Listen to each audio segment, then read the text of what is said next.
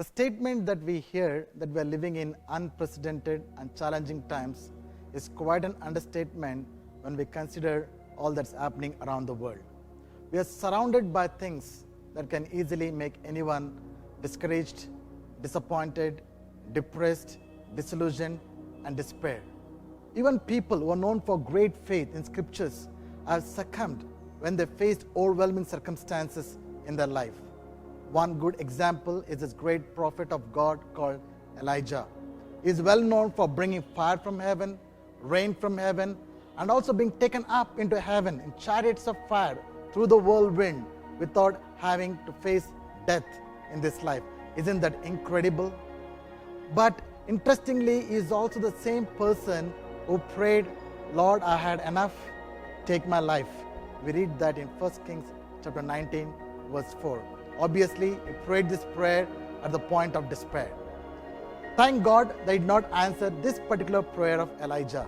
Likewise, we should be thanking God for some of the prayers which he hasn't answered, which is actually for our own good. But the point that I want us to focus is, how could this great man of God, filled with such great faith that he demonstrated in bringing fire and rain from heaven, ended up at this low point of time where he prayed, "God, I had enough, take my life." It all began by Elijah listening and paying attention to the wrong voice that came from Queen Jezebel, a news that she sent threatening him that should be taking his life in the next 24 hours. Elijah, having heard this news, was afraid, discouraged, and ran for his life far into the wilderness and prayed this suicidal prayer. Likewise, there are many voices in the world today that are trying to invade into our mind and take our lives into captivity.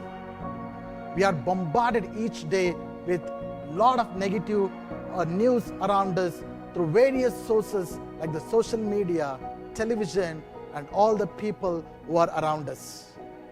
If you allow these voices to intrude into our lives, they'll bring fear, discouragement, and disillusionment. Am I saying that all the news that are being reported and all that the people are saying are wrong? No. The threat of Queen Jezebel to Elijah was true and real. So I'm not saying we must be denying or ignoring the reality. All that I want to encourage is that we must allow the powerful, authoritative, unchanging Word of God that created heavens and earth to rule over our lives, over and above all that's happening around us. It's a daily battle. If you choose to listen to the voices of the world, you will end up in fear and depression. But if you choose to listen to the voice of God through the Word of God every single day, you will receive faith, courage, peace, and confidence to combat all the negative voices that you hear in this world. Just like faith comes by hearing and hearing the Word of God, fear and discouragement also comes from hearing various voices in this world. So may I encourage you to focus on listening to the voice of God every single day through the Word of God and be victorious over every situation that you face in your life. God bless you.